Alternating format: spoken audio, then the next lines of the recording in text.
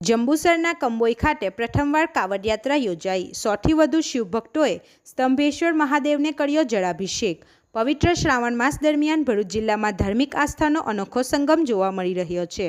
ભરૂચના વેજલપુર વિસ્તારમાંથી જંબુસર તાલુકાના કંબોઈ ગામ સ્થિત સ્તંભેશ્વર મહાદેવ મંદિર સુધી ગુજરાતની પ્રથમ કાવડ યાત્રાનું ભવ્ય આયોજન કરવામાં આવ્યું હતું।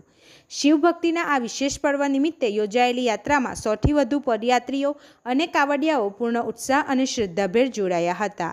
આ ડાક કાવડ યાત્રા દરમિયાન શિવભક્તો પવિત્ર નર્મદા નદીનું જળ કાવડમાં ભરીને નિર્ધારિત સ્થળ સુધી સતત દોડીને તેમજ પદયાત્રા કરીને પહોંચ્યા હતા। પવિત્ર નાગપંચમીના શુભ દિવસે તમામ યાત્રિકોએ કંબોઈ સ્થિત સ્તંભેશ્વર મહાદેવ મંદિરે પહોંચી દેવાધિદેવ મહાદેવને પવિત્ર જળથી ભવ્ય જળાભિષેક કર્યો હતો। યાત્રા દરમિયાન સમગ્ર રૂટ પર હર હર મહાદેવ અને બમ બમ ભોલેના ગગનભેદી નાદથી ગુંજી ઉઠ્યો હતો। નાગપંચમીના પાવન અવસરે આ ડાક કાવડ યાત્રા સફળતાપૂર્વક પૂર્ણ થતાં સ્થાનિક રહીશો અને શિવભક્તોમાં ભારે હરખ અને ઉત્સાહનો માહોલ જોવા મળ્યો હતો। રિપોર્ટર પિયુષ મિસ્ત્રી સાથે ગુજરાત અદ્ભુત ન્યૂઝ ગુજરાતી।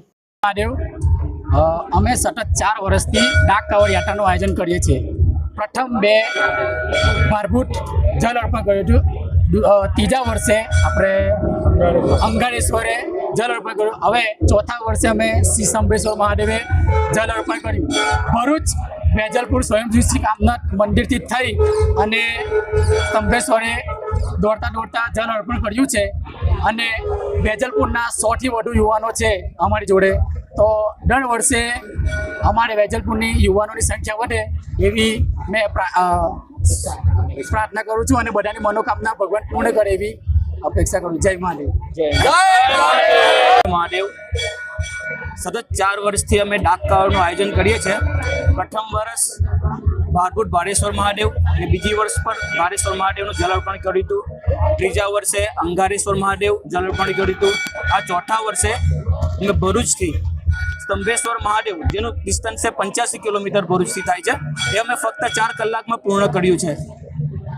આગામી વર્ષે પણ ડાક કાવડ થતી રહેશે। આ ગુજરાતમાં પ્રથમ જ એવી ડાક કાવડ છે, ભરૂચથી નીકળે છે અલગ અલગ જગ્યાએ દર શ્રાવણ માસના સોમવારે। એ આખા અલગ અલગ જગ્યાએ થાય છે। ગુજરાતમાં પહેલી ડાક કાવડ થાય છે। આવનારા વર્ષે પણ અમે આવા કાર્યક્રમ ડાક કાવડ લઈને કરતા રહીશું। હર હર મહાદેવ। જય શ્રી। આપણી આસપાસ બનતી ઘટનાના સમાચાર જોવા માટે ગુજરાત અદ્ભુત ન્યૂઝ ગુજરાતીને લાઈક કરો।